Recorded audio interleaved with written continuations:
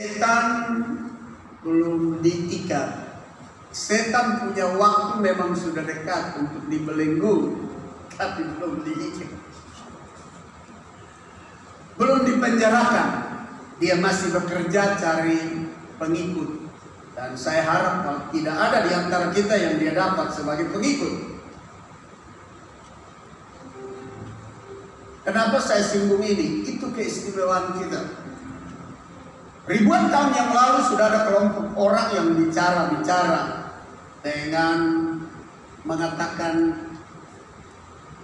hari ini lebih baik dari hari yang lain. Lalu Paulus, Tuhan pakai bilang, ada orang bilang hari tertentu hari yang baik, tapi ada kelompok orang yang mengatakan semua hari yang baik karena milik Tuhan. Itu sebabnya dalam kebaktian gabungan seluruh wilayah, satu yang kumpul di Lasiana kemarin dulu, hari Jumat. Semua pendeta, semua jemaat kumpul. Saya bilang bahwa kita ingat nyanyian sekolah minggu. Hari Senin, harinya Tuhan. Hari Selasa, harinya Tuhan. Lalu sampai hari Minggu, harinya Tuhan. Kalau ada statement dalam pujian begitu, kenapa ada kelompok orang bilang ini hari, ini minggu, ini bulan yang miliknya Tuhan, setan diikat? Kan ini semua kebohongan yang coba ditebar di mana-mana. Semua bulan yang baik, semua hari, minggu, tahun yang baik, dan setan belum diikat. Penyampaian bahwa setan diikat itu membuat orang merdeka berbuat seenaknya. Sangat berbahaya. Pas sebulan di mana setan diikat? Gara-gara uang berapa ribu rupiah, Anda nonton di televisi bagaimana seorang anak bunuh ibunya karena dia minta uang yang dikirim kakaknya kepada ibu untuk perbaiki rumah. Ibunya tidak kasih dan dibunuh, ditikam, mati. Bilang setan diikat, bukti setan tidak diikat. Anda nonton di televisi, di media sosial, Anda menemukan bagaimana perselingkuhan terjadi di kalangan kelompok orang yang berkata bahwa ini bulan kudus, bulan suci, setan diikat. Itu bukti setan diikat? Tentu tidak. Bukan itu saja.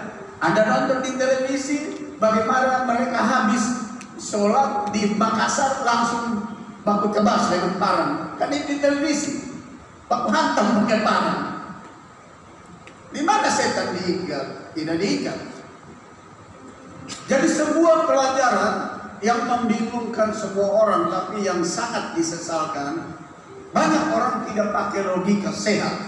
Banyak orang tidak menyambut sebuah ajaran yang disampaikan dengan tidak pakai knowledge dan wisdom. Tidak pakai pengetahuan dan hikmah pemberian Tuhan. Jadi ikut bodoh-bodoh begitu. Nah, kita beda. Roh Kudus bekerja di dalam kita.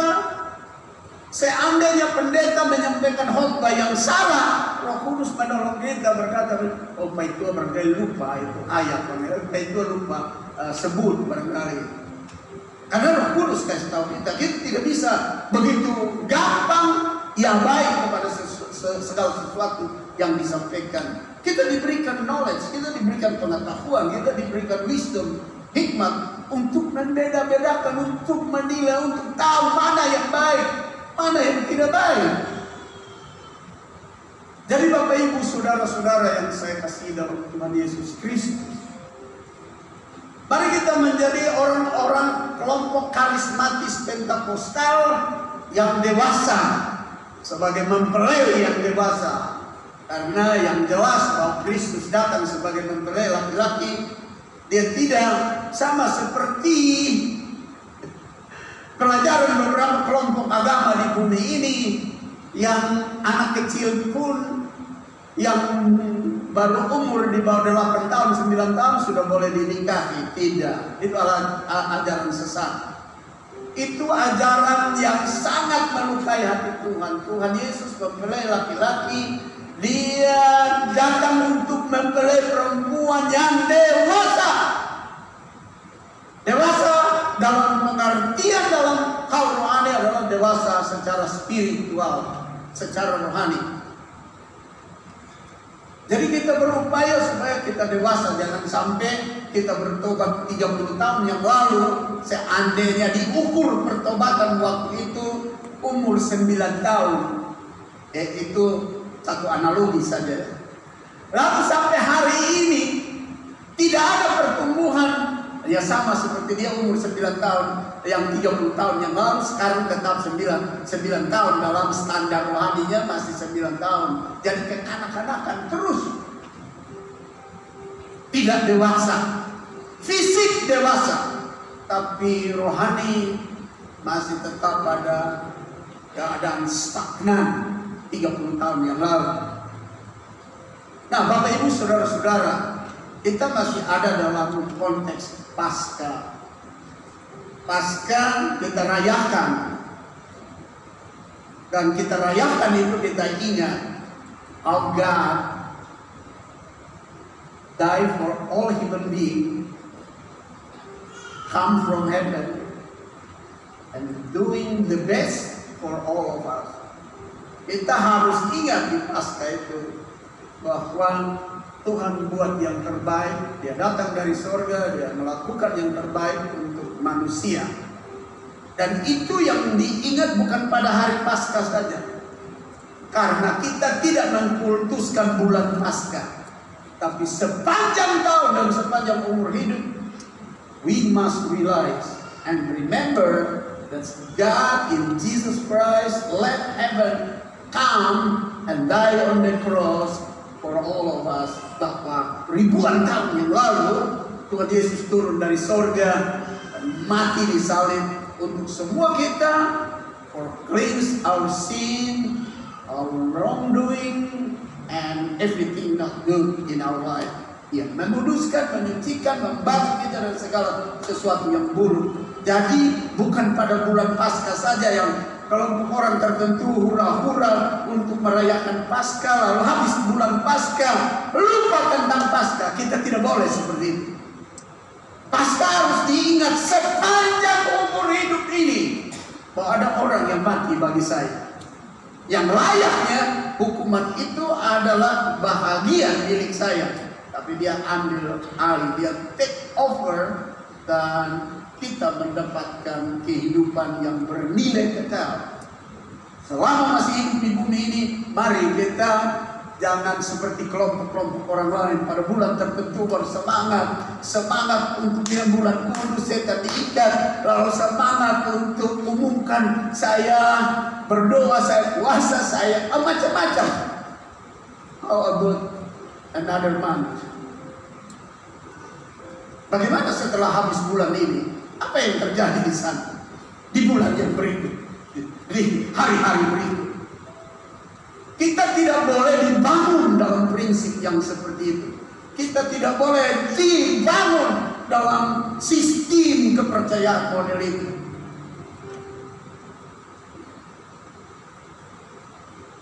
Kita dibangun seperti promosi Coca-Cola.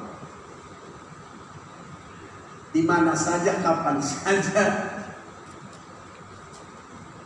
Coca-Cola. Di mana saja, kapan saja, bulan apa saja, minggu apa saja, tahun apa saja, dia mati bagiku. Ada amin. Berikan dulu sanjungan terbaik bagi Tuhan. Nah, kesempatan sore ini saya mau khotbah satu ayat dalam itu dia. Matius pasal 5 ayat 13. Ini satu ayat saja yang saya mau khotbah. Kelihatan ayat ini sudah familiar dengan kita, sudah jadi biasa.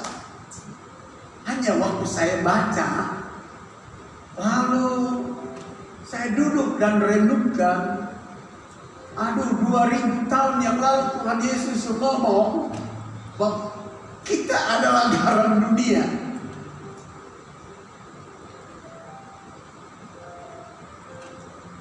Sebenarnya kalau bicara mengenai garam ini saya tidak terlalu ahli. Ada Bapak Profesor di belakang di sana. Bapak Profesor Amheka pasti seorang profesor lebih tahu fungsi guna daripada garam itu di dalam teknologi maju hari ini. Saya baru baca sedikit saja tentang garam itu punya fungsi. Bikin peralatan angkasa luar perlu garam. Bikin ini laptop perlu garam. Bikin semua alat-alat gadget perlu garam. Bikin semua alat-alat mobil perlu garam. Sekarang begitu penting. Dulu waktu Tuhan Yesus ngomong, belum ada ahli-ahli yang menyelidiki dan tahu sejauh itu. Tapi Tuhan Yesus kan maha tahu. Dia bilang, saya bilang supaya mereka tahu, mereka adalah garam dunia. Kalau lihat kalimat itu, wah, skopnya luas sekali. Bukan garam buat bikin capcay saja, atau garam buat cei babi saja, bukan garam buat puyung hai saja, bukan garam untuk ibu di dapur saja, bukan garam untuk ikan saja atau lauk saja, bukan.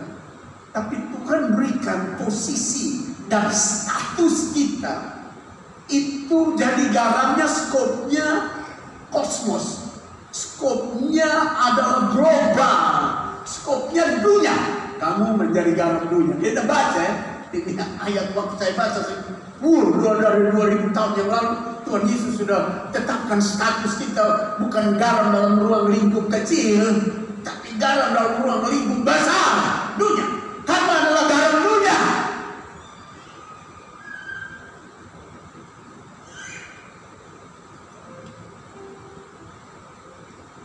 Jika garam itu menjadi tawar, dengan apakah ia diasinkan?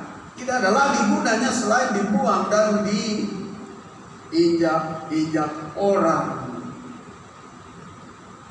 Nah, sekarang saya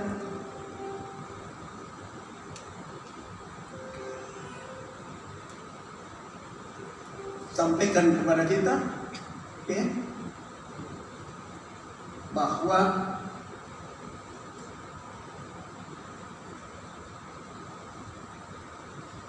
ini dia, barangkali garam kurang bagus, tapi saya punya alat tidak jalan dengan baik.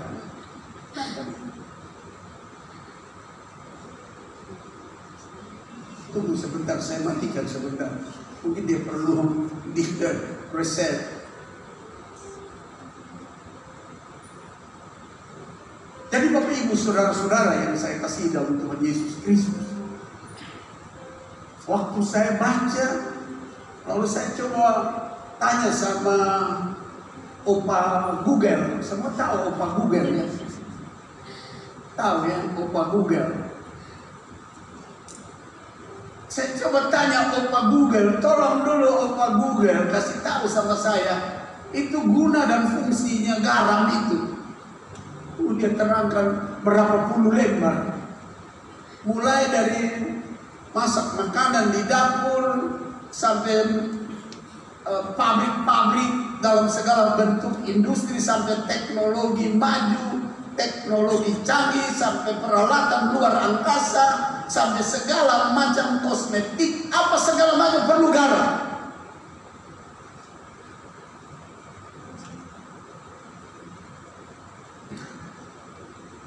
Jadi waktu saya dapat jawaban dari Google, saya bilang, waduh, luar biasa ini.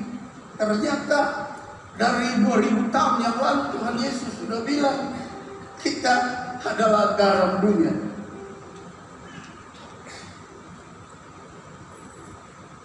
Sudah ada masalah dengan alat ini.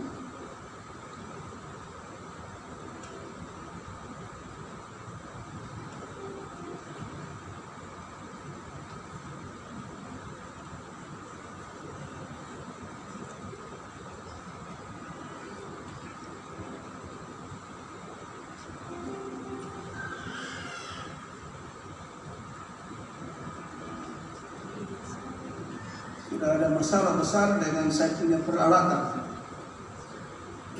Dia tidak mau lagi ikut perintah saya. Dia sedikit membandel. Oh.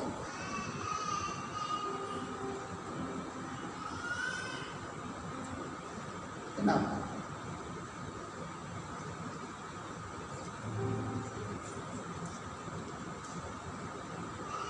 Baik. Kalau tidak muncul juga tidak apa-apa.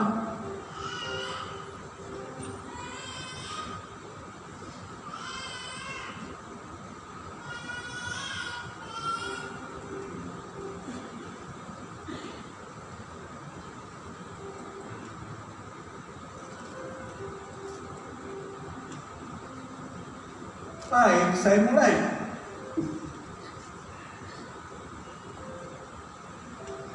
Dari ayat yang tadi kita baca, kita dapatkan 2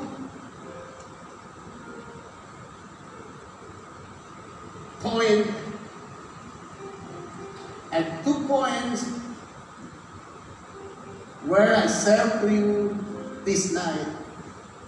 I hope you receive and you understand that. 2 poin ini yang saya akan bagikan, yaitu pertama, kamu adalah garam dunia, dan yang kedua, dari ayat itu yang tadi kita baca, apa akibat garam ketika tidak memberi rasa lagi atau hilang dia punya rasa. Nah, saya mulai dengan bagian pertama. Kamu adalah garam dunia. Mari kita lihat dan perhatikan 4 sifat yang menarik dari garam yang saya akan berikan sedikit penjelasan dan keterangan itu. Pertama, garam tidak pernah mengatakan atau berteriak, "Oh, saya ada di sini." Dia diam.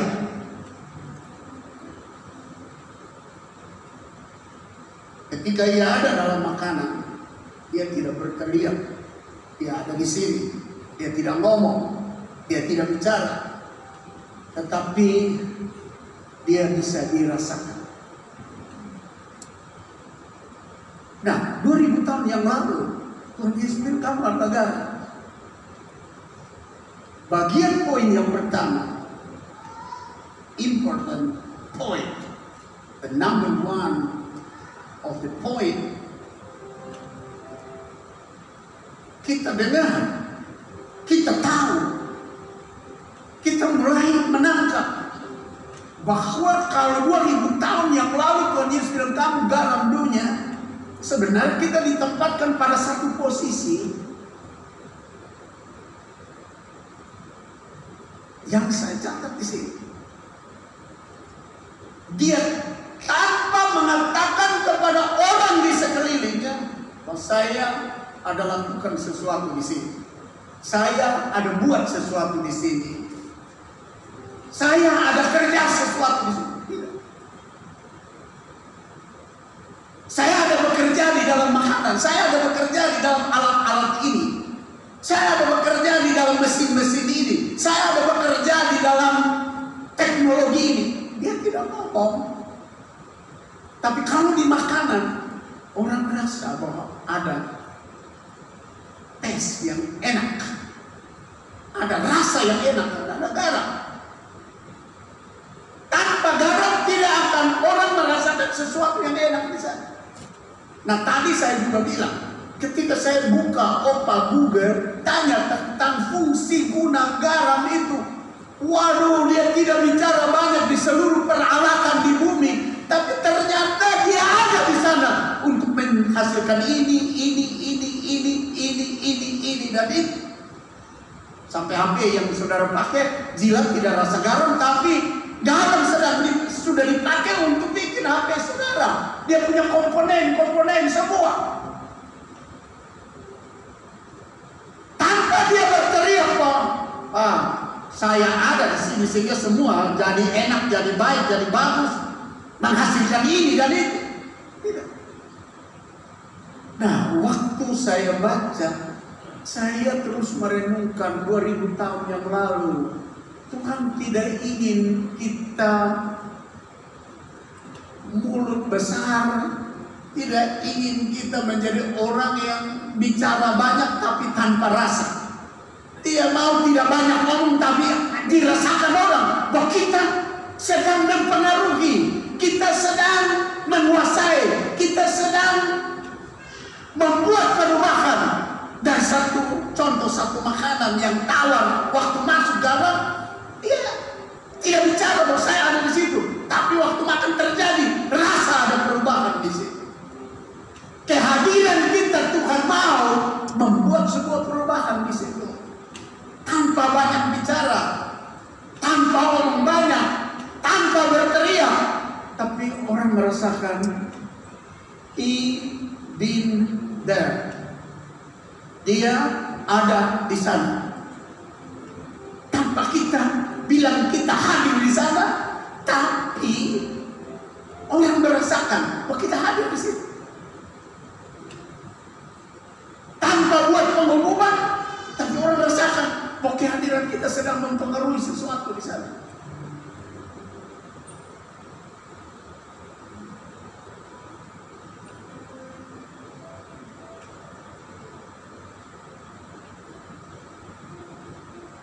Sifat yang sangat diinginkan Tuhan.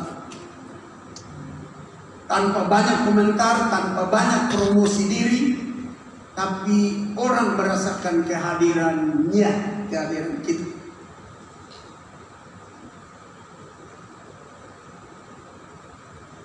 Saya mau kasih sedikit contoh. Sekarang kita bangun 2 gereja. Gereja di Oetalu sekarang sudah di Oeboha sekarang sudah mulai pasang keramik dia.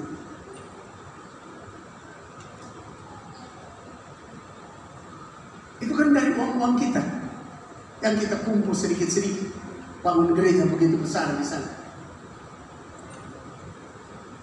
Tanpa dipasang baliho di sana, tanpa dipasang pengumuman di sana, tanpa diberitahukan di sana. Tapi Bapak Ibu lihat, tanpa omong, tanpa bicara, tanpa kasih tahu, tapi jemaat di sana merasakan. Yang dulu mereka beribadah di bawah tenda waktu musim hujan 2-3 bulan lalu, mereka setengah mati di bawah tenda. Sekarang mereka punya gedung gereja yang ya representatif di daerah, bilang di daerah kampung sana. Tanpa kita omong, tanpa kita bicara, tanpa kita buat pengumuman bahwa kosong di sana tahu bahwa itu gedung gereja karena kita dan lain, tidak. Tapi kita hadir di sana.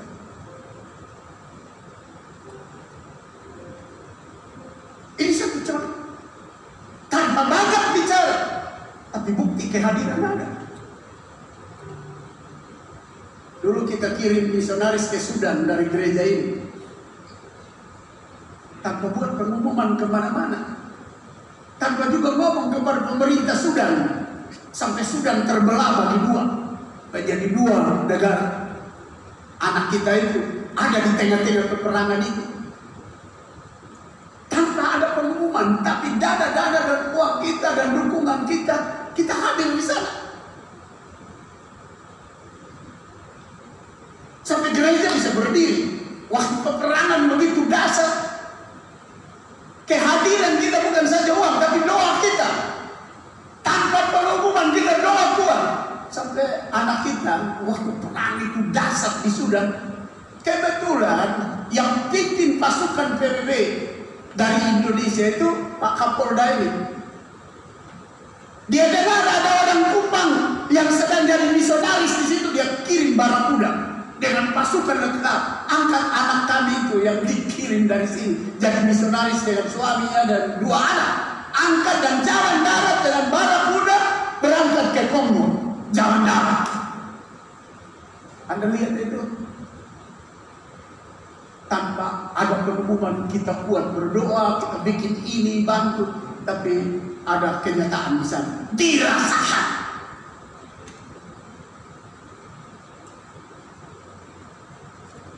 Itu yang kita garam dunia.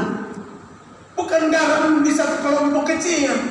Bukan sekedar garam di dalam ruang dapur kita untuk, atau di ruang dapur hotel untuk chef gunakan bagi makanan yang enak, bukan. Tapi posisi kita ini disebut garam dunia. Tuhan pasang satu skop yang begitu besar untuk kita punya otak ini berpikir secara dunia, tidak berpikir sempit. Bahwa kita ini harus hadir di mana-mana tanpa pengumuman, tapi punya pengaruh.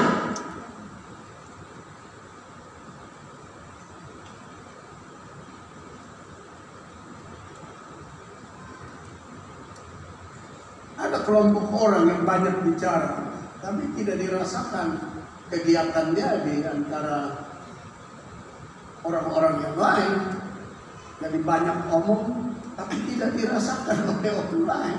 Banyak bicara, banyak programnya, banyak segala rancangannya, sampai diumumkan, dipasang di baliho, tapi nol semua. Apalagi ini sudah mulai masa-masa kampanye, toh pasti baliho orang yang kampanye itu sudah buat banyak janji omong macam-macam. Apa dia bisa hadir nanti? Dia omong itu dibuktikan dengan kehadiran. Sampai sekarang kan kita dapati lebih banyak bohong semuanya. Dia biar kita garam. Garamnya lagi bukan skop kecil, skop dunia.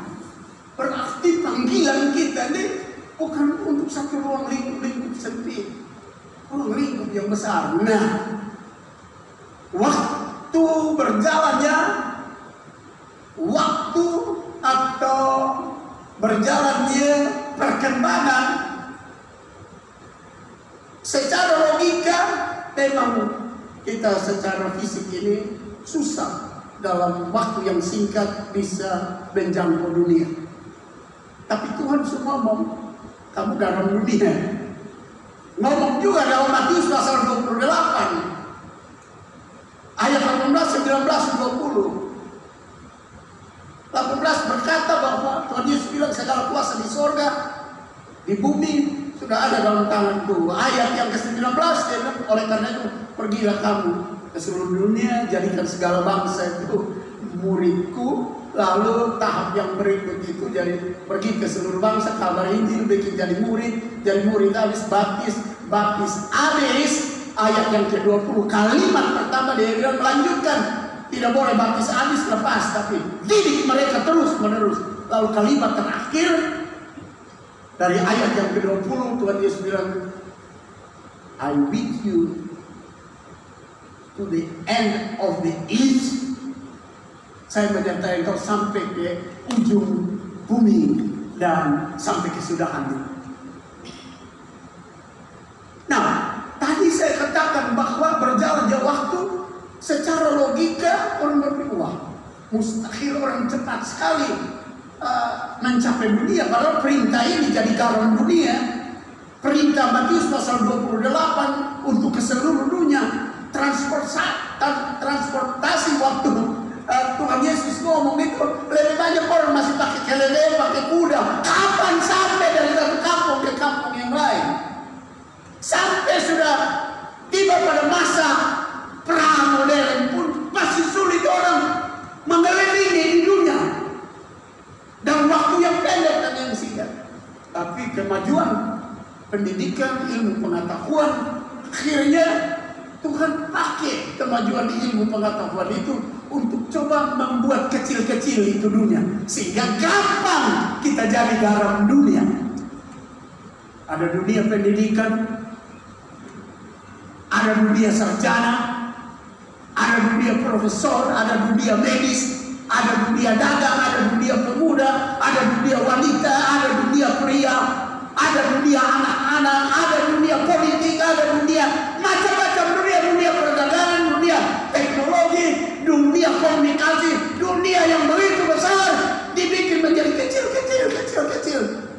Sehingga apa yang Yesus ngomong, kamu garam dunia, itu gampang masuk ke dunia. Dan kalau Anda para medis, jadi garam di sini. Mencapai dunia para medis. Kalau Anda bisnismen, Anda menjadi garam di dunia bisnismen. Kalau Anda pemuda, menjadi garam di tengah dunia pemuda. Kalau Anda ibu-ibu, dunia wanita. Kalau bapak dunia pria. Kalau politisi, dunia politik. Sudah dibikin menjadi dunianya makin kecil-kecil. Jadi gampang. Perkataan Tuhan Yesus mengatakan kamu garam dunia. Dulu berpikir secara logika, aduh kapan ya? Kapan bisa sampai ke berbagai belahan dunia, ujung bumi sana sini? Tapi Tuhan berikan hikmat, pengetahuan kalau bikin dunia menjadi kecil, gampang dijangkau. Jadi apa yang Yesus ngomong akhirnya bisa terlaksana. Logika kita mustahil, tapi Tuhan bikin masuk ke dalam otak manusia, membuat semua menjadi kecil dan gampang dijangkau.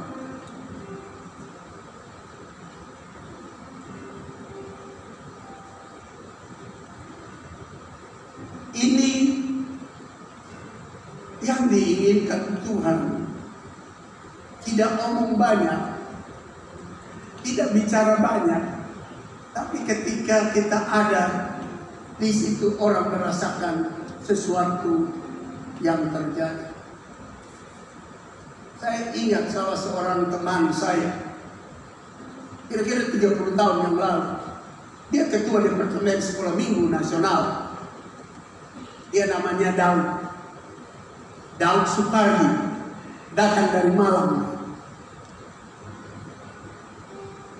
Waktu negara baru New Caledonia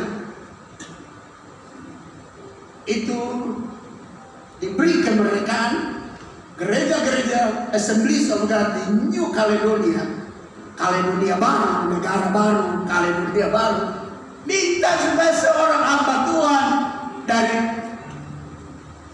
kelompok guru sekolah minggu datang ke sana karena banyak anak-anak. Jadi akhirnya waktu itu diputuskan, kebetulan saya di majelis pusat waktu itu, jadi diputuskan untuk ketua Departemen Sekolah Minggu Daud Supardi dikirim ke New Caledonia. Orangnya mungkin saya lebih tinggi dia sedikit. Lalu orang Jawa, tapi dia hitam lebih dari saya.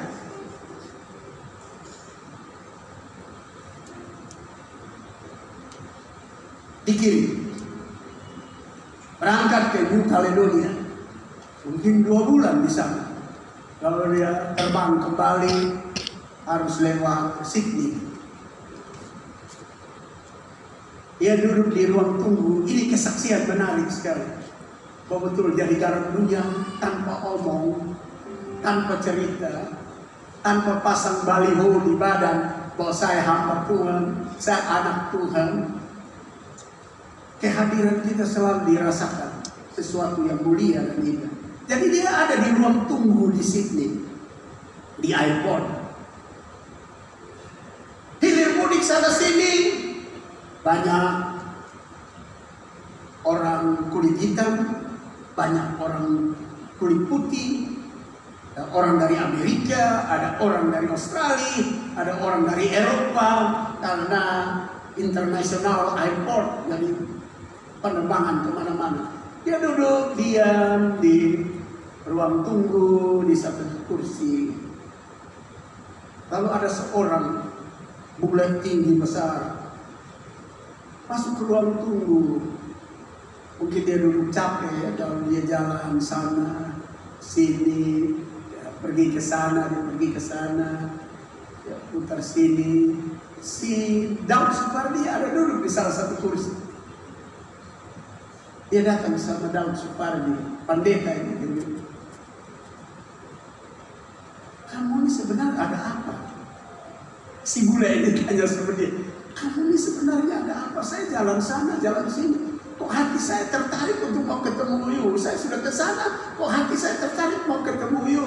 Kok hati saya pergi pergi ke sana kok ditarik untuk ketemu.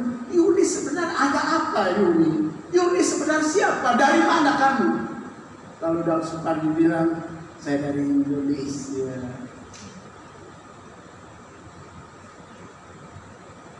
Lalu dia bilang, sebenarnya kamu bikin apa? Buat apa di sini? Saya punya hati tertarik sekali dengan kamu.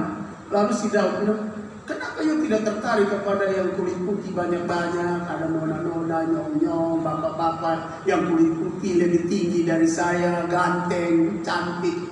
Dia bilang, saya tidak tahu, tapi you punya daya tarik ini kuat sekali.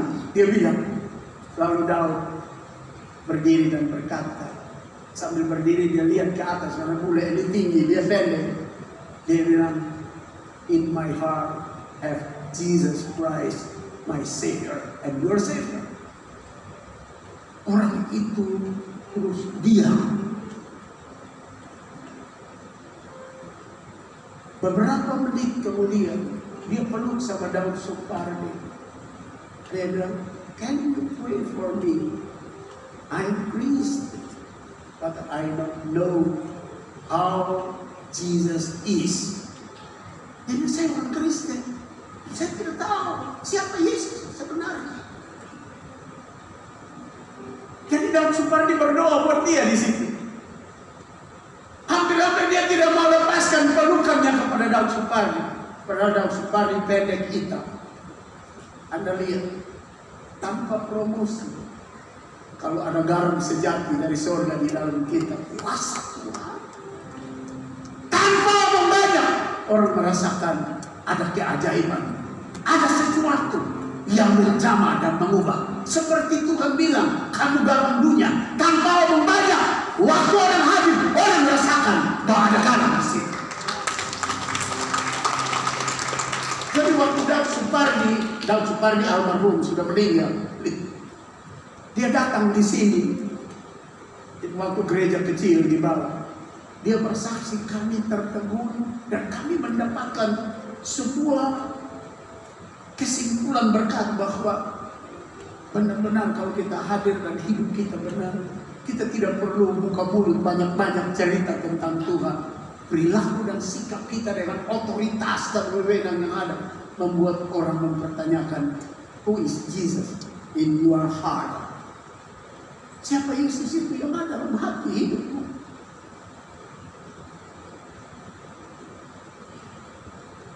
Jadi Bapak Ibu saudara-saudara yang saya kasih dalam Tuhan Yesus, kita garam dunia, bukan garam dalam skup kecil. Kita ingat Petrus dan semua murid banyak ngomong dan waktu Yesus bilang nanti dia diserahkan ke tangan orang berdosa dan akan disalibkan, akan dibunuh, mati. Lalu Petrus dan murid-murid semua ngomong kan, beda. Kami tidak akan mundur, omongnya besar. Omongnya hebat. Tapi kita juga tahu baca waktu di Getsemani, apa mereka hadir? Mereka lari kan? Semua lari. Jadi lebih baik jangan ngomong banyak. Tapi bagaimana kehadiran kita dirasakan sesuatu yang berarti. Baik diri kita, baik materi kita, baik pengetahuan kita, baik pendapat kita, tanpa banyak bicara. Tapi orang merasakan sesuatu, transformasi terjadi, perubahan terjadi. Petrus dan murid-murid ngomong besar, tapi waktu di Getsemani semua lari. Kehadiran mereka tidak ada di sana.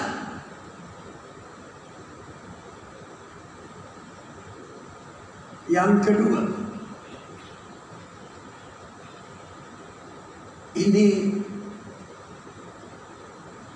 garam dunia dapat bersatu dengan apa saja atau siapa saja tanpa hilang rasanya. Can unite with anything and everybody without loss his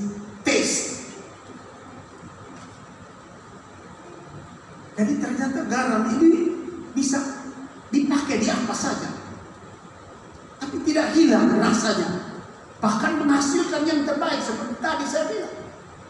Dan ini yang Tuhan mau daripada kita.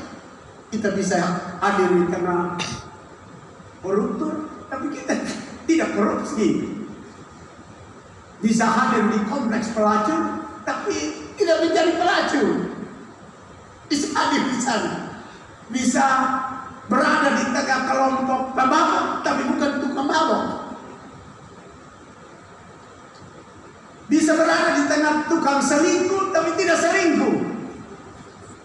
Berada di antara perampok, tapi bukan perampok. Berada di tengah kelompok pelakor, tapi bukan pelakor. Berada di antara pengganggu istri, anak gadis orang, tapi dia bukan pengganggu.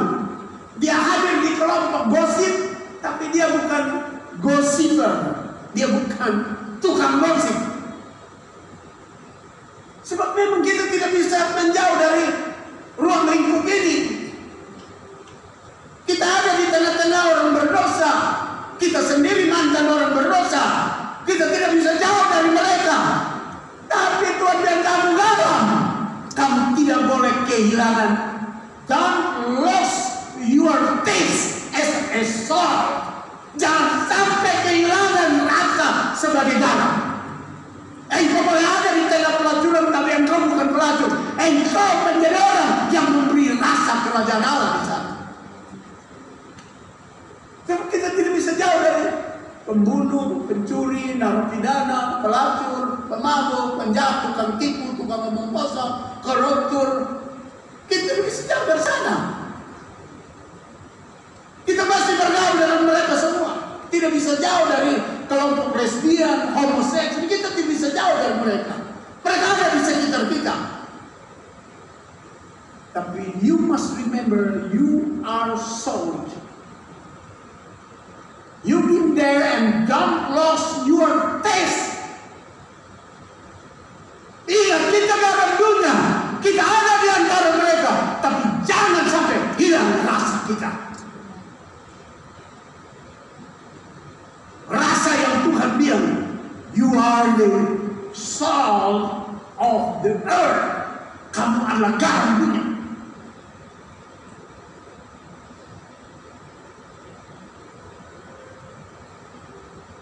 Bagaimana kalau kita jauh dari pemabuk lalu bisa tolong pemabuk bertobat? Bagaimana kita jauh dari pelacur, pelakor, koruptor dan mereka bisa bertobat? Saya ingat Pak Arbor Manu waktu itu ganti khotbah saya di kantor khotbah Natal di kantor kejaksaan pengadilan. Karena saya mesti berkhotbah di pertemuan para pendeta seluruh daerah FAS, karena mereka kumpul. Jadi selesai berkhotbah, ada salah satu oknum bicara kepada panitia. Lalu panitia itu bilang sama Pak Arno, aduh pengkhotbah bilang jangan makan suap. Saya masih makan suap, tapi makan uang suap dan segala. Aduh kapan saya berkhotbah? Saudara lihat ya.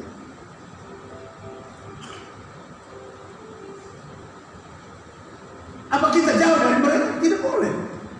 Apa kita jauh dari pemabuk? Tidak boleh. Apa kita jauh dari pelakor? Tidak boleh. Apa kita jauh dari pembunuh? Tidak boleh. Kita jauh dari orang-orang lesbi dan orang-orang homoseksual? Tidak boleh. Karena kita garam di dalam dunia termasuk kelompok-kelompok ini.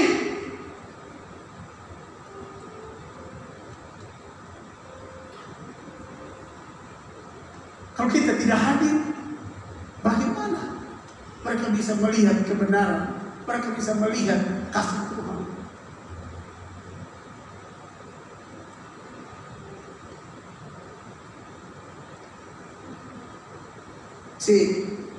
Bagian ketiga.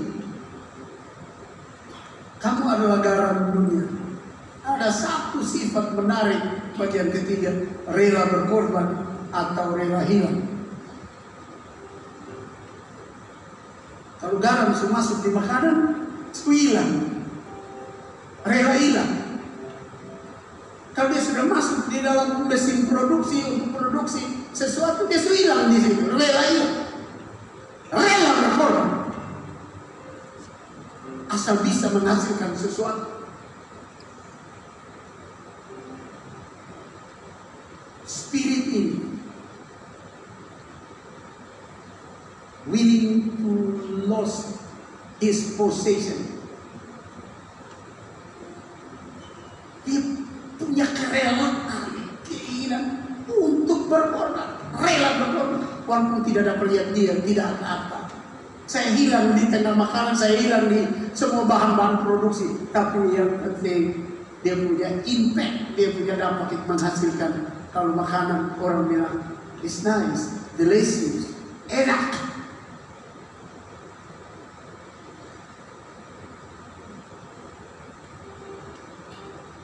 Saudara punya HP bagus, saudara pegang dan saudara lihat bagus. Garam rela hilang di sana untuk keluar komponen alat-alat itu semua, barang-barang itu semua.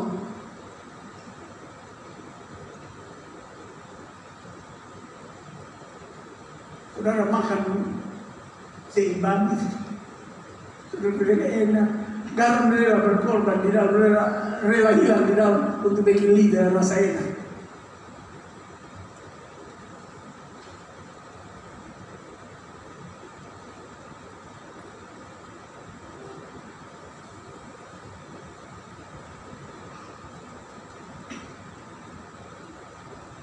Yesus memberikan teladan yang sempurna dalam hal rela berkorban. Dia manusia sejati, dia Allah sejati. Dia rela berkorban dengan mendahulukan kehendak Allah Bapa di atas keinginan dan kenyamanannya sendiri. Itu dibuktikan di dalam ayat-ayat ini. Paulus mengirim surat kepada jemaat di Filipi.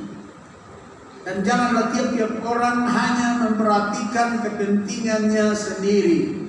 Artinya rela berkorban untuk sahabat teman yang lain.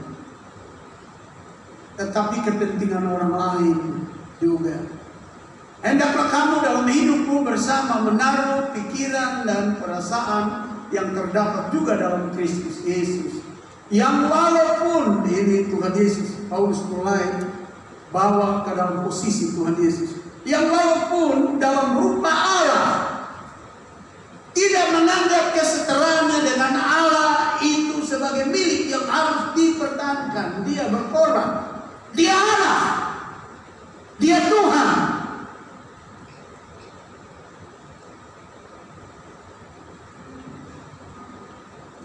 Dia rela berkorban tentang posisi ketuhanannya jadi manusia. Lalu sudah jadi manusia tak berdosa, rela berkorban sampai mati di kayu salib. Saya baca terus ya. Dan ini spirit